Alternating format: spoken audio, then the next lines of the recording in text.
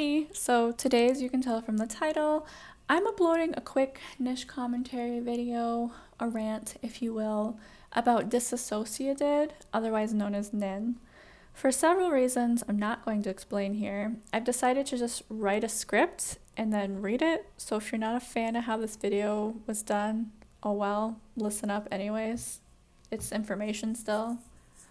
Anyway, if you're unaware, I have buddies in the commentary community here on YouTube, and one of them is a channel called Cringy.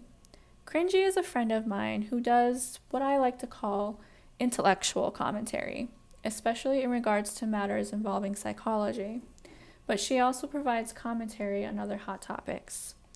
I too have education in psychology, but Cringy's psych knowledge blows mine way out of the water, so go subscribe to her. She'll be linked at the end of this video and in the description, of course. Cringy asked me to participate in her recent video, talking about the many problems with Nin from DissociaDID.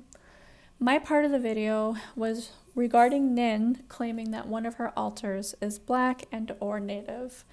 I'm honestly a bit confused as to which exact race the alter is. I believe the initial claim was that the alter is Black, and then the claim changed to the alter being Native. I was asked to provide my input on this matter as a Native woman who belongs to the Ojibwe tribe. And I'm going to say right here and right now that if you're a skeptic or a super fan of NINs and you're coming here to say that my input on this matter isn't valid because I don't look Native American, don't bother, because you clearly don't know shit about natives and you think that we all look the same. I'm Ojibwe. My mother's Ojibwe. My father's Ojibwe. My family's Ojibwe. I grew up on an Ojibwe reservation and I've lived in Ojibwe culture my entire life. So spare your comments as non-natives trying to tell me and other natives how we should feel about something that affects us and not you. Anyway, my part of the video, I just feel like that comment's coming. That's why I really wanted to put that right there. Anyway, my part of this video was a comedic sketch depicting me attempting to cleanse her problematicness away with traditional medicines and basically getting fed up when I discovered that Native women were sexualized because of her. And I'll explain more about that last part in a bit. If you don't know who Nin is a woman with dissociative identity disorder, DID, known among common people as multiple personality disorder, which is a psychological condition involving the mind disassociating from oneself and switching to one or more personalities known as alters. Nin, who is considered the host, has a YouTube channel called DissociaDID, where she creates content surrounding her condition. As stated before, her YouTube journey is riddled with issues, and one of them is anti-indigenous racism. One of her alters, called Nadia, has been declared by both Nin and this alter that they are Native American. Now, I didn't know who Nin was until Cringe told me about her. When Cringy asked me to participate in her video, I tried to research Nin's supposed Native alter, but could only find a few art pieces of the alter and one single clip where Nadia describes her skin as quite dark. There's also a few clips of her saying things that are hard to sum up in a few words, but basically the connotations are, for lack of better words, racist, stereotypical, and harmful. The main point here that I couldn't find anything about this alter is because several natives have already called her out for her bullshit before. I don't know the full story because my memory of what I have been told is currently failing me, and my life is too busy right now for me to bother to go look it all up. But I do know that it basically goes like this. Nin does anti-indigenous shit. Natives call her out. She ignores and then eventually acknowledges it via a sad, deflecting statement, and then wipes her platform clean of anything to do with the alter or her talk of race, including a video where Nin drew an art piece depicting what the alter looks like. She also encouraged fan art for her alters, like encouraged her viewers to draw pictures of Nin as a native, as Nin's altar being native. Cringy has received several comments on her video asking how any of this is racist, and because of that she suggested that maybe I could further explain. And honestly, I barely have the energy for my channel right now because I'm going through some things, but since my portion of the video was comedic rather than informative, and because people are commenting on Charlie's video about this a lot, and I don't want to leave a gap of information from her video that she worked really hard on, I figured I'd come on and explain my opinion and what we mean, and I'm also not going to apologize for this half-ass video. I'm not. I guess the topic of whether it's problematic for one's alters to be of a different race has been a sensitive and controversial one. Some believe that an alter cannot Rachel Dolezal their way into another race. And others believe that an alter is an alter, and people with DID have as much control of their alter's traits as they do their own. Basically, that the criticism is ableist, if you will. But race is also a sensitive and controversial topic, and there are BIPOC, Black, Indigenous, people of color, with DID who are especially affected by this. They and other BIPOC without DID have made the point that it is not ableist to acknowledge the fact that DID is a mental condition where each alter is constructed in the mind, therefore based on assumptions made from what that mind knows about a particular race. Similar to how stereotyping works, except it's not stereotyping other people, it's stereotyping oneself. It's co-opting experiences and identities that the host, the body, never experienced, rather forming memories and traits based on what the host's mind thinks they know. Co-opting something as sensitive as race is, in fact, inherently racist. Co-opting a race is taking what little you know about that race and appropriating it for yourself. And basically, the argument that one cannot control their condition does two things. One, it suggests that people with mental conditions cannot do racist things, which they can. And two, it dismisses the fact that the host's mind is what creates the alter, based off of assumptions and appropriations present in the host's mind. Therefore, it is the host being racist, not necessarily on purpose, and not necessarily the alter being racist. People tend to have a really obtuse understanding of what racism is. They tend to think that racism is only exercised via overt actions, such as a person of color having slurs shouted at them, or physical violence used against them. But racism is much more than that. And a lot of it is so ingrained in society and in our minds that we hardly even notice it, or we do racist things without meaning to. Something that I always say is that intention does not negate impact. Nin does not intend to be racist. Nin has a mental condition that she cannot control, but her condition is making her do racist things. Can we stop her mind from having an alter of a different race? No, we can't. And it would honestly be ableist to tell a person with DID that she just needs to stop. Because I'm sure if she could stop, she would. Mental conditions are out of our control. I'm sure a diabetic would just stop being diabetic if they could, but the best they can do is work towards better health goals. Therefore, regarding Nin's alter, what is not ableist is bringing to her mind's attention that her alter is problematic, so her mind could attempt to address this newfound knowledge and work towards better health goals, much like the diabetic would. And what is also not ableist is that we can criticize her poor responses to these concerns, ignoring people, dismissing them, and encouraging your viewers to participate in these racist acts is not a matter of having DID.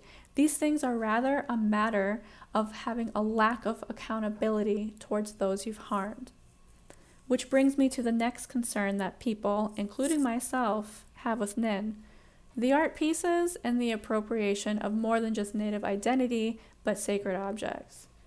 First, let's discuss the art. Just in case I haven't said this enough, Nin drew a photo of what her altar looks like, and she also encourages her viewers to create fan art of her altars. The art of Nadia that she created herself is a problem because of everything that I've mentioned before, basically the co-opting being racist and appropriative. The fan art of Nadia is a problem because these fans are essentially co-opting along with her. You can either call it drawing Nin in red face, in other words, drawing a white European as a brown person indigenous to North America, or you can call it enabling her condition rather than helping her get better. Basically like handing an addict whatever they're addicted to. And one of these fan art images ended up inflicting a lot of pain and damage to Native peoples. The art depicted that altar as sexy, in attire that is similar to that of the sexy Pocahontas costumes for Halloween that Natives have been fighting against as well. How is this hurtful and damaging? Trigger warning for sexual violence. Skip until this timestamp. Native women have been experiencing a crisis for hundreds of years, and it continues to be a disgustingly huge problem. This crisis is coined MMIW, which stands for Missing and Murdered Indigenous Women. I've done a heavily researched video essay with lots of citations and facts explaining how sexualization is involved in this crisis as well, so I'll link that at the end of this video and in a card so you can view it after this video, but I will summarize here. One of the many factors that cause MMIW is Native women being sexually objectified on a mass scale, which has led to the widespread dehumanization of us. And this dehumanization has caused our race to be the most likely to be raped, go missing, be murdered, stalked, and have violence committed against us out of every race in North America. And unfortunately, the Native population's voice is mostly ignored in North American society. And this crisis being unknown to society as much as it is unresolved now. For example, here's one statistic. 3 out of 4 Native women have been a victim of sexual violence at least once in their lifetime. Let me repeat. 3 out of 4 Native women have been a victim of sexual violence at least once in their lifetime. Keep in mind that most sexual violence goes unreported and unrecorded. And to encourage your fans to make art, and then one of them makes art that contributes to the sexualization and dehumanization that costs so many of our lives, that is oppression done by both Nin and the artist that is participating in the crisis against Native women. That is racism. That is allowing this problem to get so out of hand that I, a Native YouTuber who had no idea that Nin existed until recently, had to make a video explaining this issue because there's so few videos about it. And because I'm most likely going to be dismissed by her fans, the one who happened to find this video anyway, because my voice as an Indigenous creator on YouTube with less than 3K subs is so small, she'll continue to have privilege and power in this situation, which is the foundation of all isms, including racism. In other words, if you are a Nin fan and you leave me a comment saying that you don't agree that this is racism, then cool, that's your opinion. But just know that you're aiding and abetting her racism, which is, say it with me, racist. Remember when I said that racism is more than using slurs and violence? do me a favor and look up microaggressions. I don't have the time to help you with that. The final concern I'm addressing here is the damn dreamcatcher. In my skit, I included a clip of her talking with a dreamcatcher behind her on the wall. People ask cringy about why this dreamcatcher was a problem. Look, I'm well aware that the majority of society has no fucking idea that they really shouldn't be having dreamcatchers. Dreamcatchers are everywhere. Dreamcatchers have been so appropriated that people have no idea what they mean, what their significance is, or where they even came from. So here's a small lesson. The dreamcatcher is not a Native American thing. There are hundreds of indigenous tribes around the world and in North America alone with different names, different cultures, different languages, different customs, and different sacred objects. The dreamcatcher is a sacred object to my tribe, the Ojibwe. She comes from a sacred teaching that, no, I will not be telling you this sacred story because it is sacred. And she has very specific purposes and uses that, again, non-natives and sometimes non-Ojibwe natives have no idea about. So besides committing sacrilege against an oppressed culture and spirituality, dreamcatchers have been massively appropriated monetarily. So let me break that statement down for you in simple words. When a sacred object has been literally stolen from a group of disadvantaged people who have very little to help them succeed in a world that requires money for success, in a world that already oppressed them down to a very low level, and then the person who stole that object, who happens to be at that higher level, continues to make millions of dollars off that object, the object they did not create, while the people they stole it from continue to live in poverty, that is appropriation. That is why appropriation is a problem. Let's say you're poor and I'm rich. We are both enrolled in the same school, and we each have to write our own research paper in order to graduate. Instead of writing my own research paper, I steal yours, and I graduate, and you fail. I go on to make money with my degree, and you're stuck in low-paying jobs because you couldn't get that degree. Stealing your research paper was wrong, wasn't it? So stop stealing our dreamcatchers by buying gaudy, mass-produced pieces of garbage from Amazon. So anyways, I hope this wasn't too ranty. If so, then it's whatever. I could have done a much better video than this, but truthfully I have a lot of things going on in my life right now that I wasn't actually about. I said that wrong.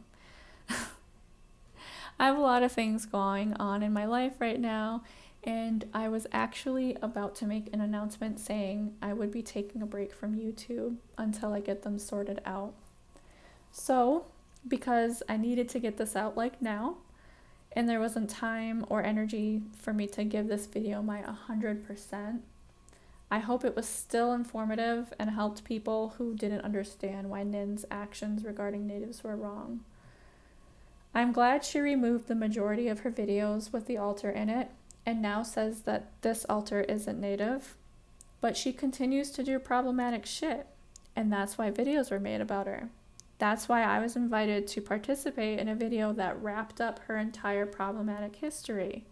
And now people have questions, and some of those people were probably really ignorant towards cringy, myself, and the Native community. And this shows me that even though she has addressed her actions, the repercussions of them are still visible today.